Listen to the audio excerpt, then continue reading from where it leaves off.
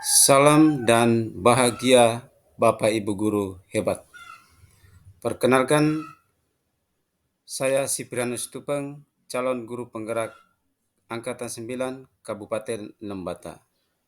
Kali ini saya akan memaparkan materi terkait dengan koneksi antar materi, kesimpulan dan refleksi modul 1.1.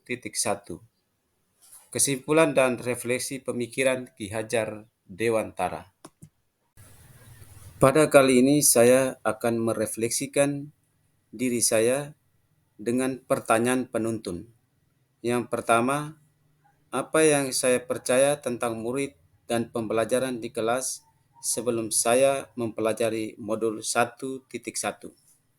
Yang kedua, apa yang merubah dari pemikiran atau perilaku saya setelah mempelajari modul ini.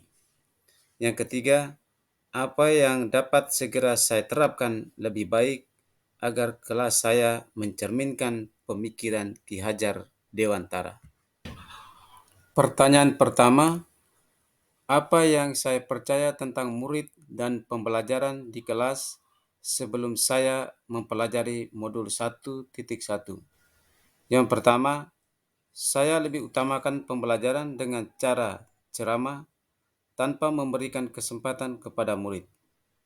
Yang kedua, pembelajaran yang saya lakukan lebih mengutamakan ketercapaian materi.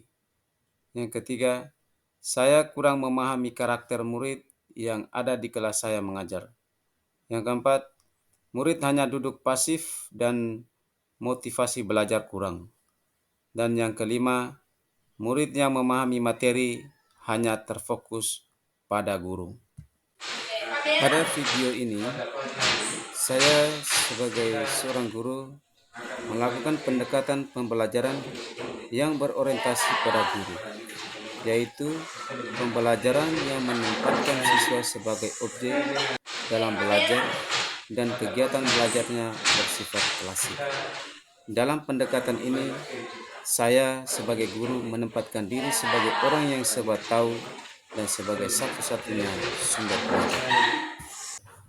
Setelah saya mempelajari modul 1.1, hal yang membuat saya menjadi motivasi yaitu yang pertama, merubah pemikiran. Merubah pemikiran ini yang pertama, pembelajaran yang saya lakukan terpusat pada murid, di mana proses pembelajaran harus diperhatikan kebutuhan, minat, dan potensi setiap anak. Yang kedua, guru bukan satu-satunya sumber belajar, tetapi memiliki peran yang luas dalam membentuk karakter murid.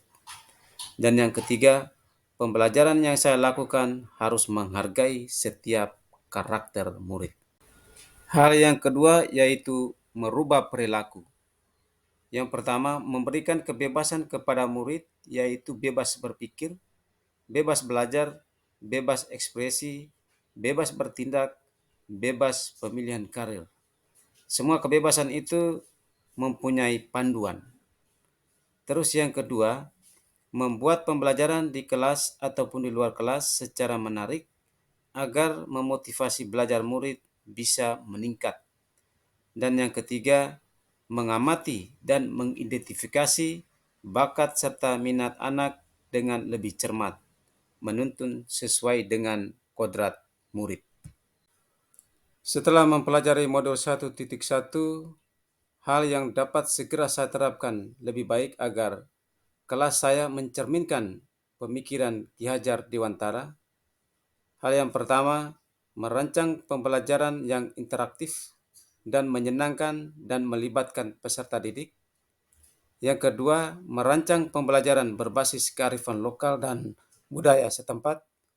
Yang ketiga, menerapkan konsep merdeka belajar dan mengintegrasikan setiap pembelajaran dengan pencapaian profil pelajar Pancasila.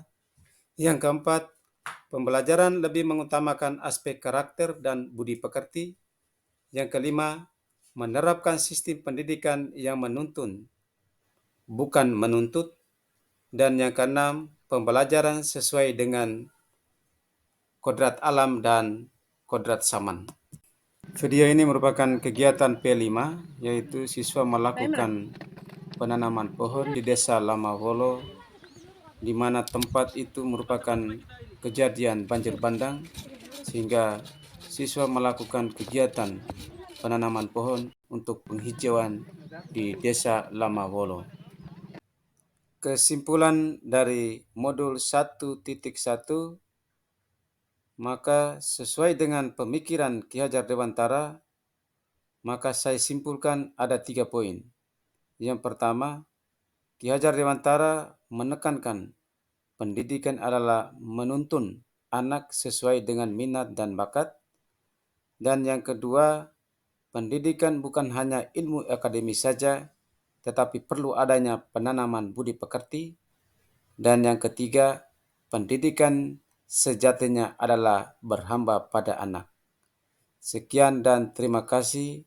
Salam bahagia.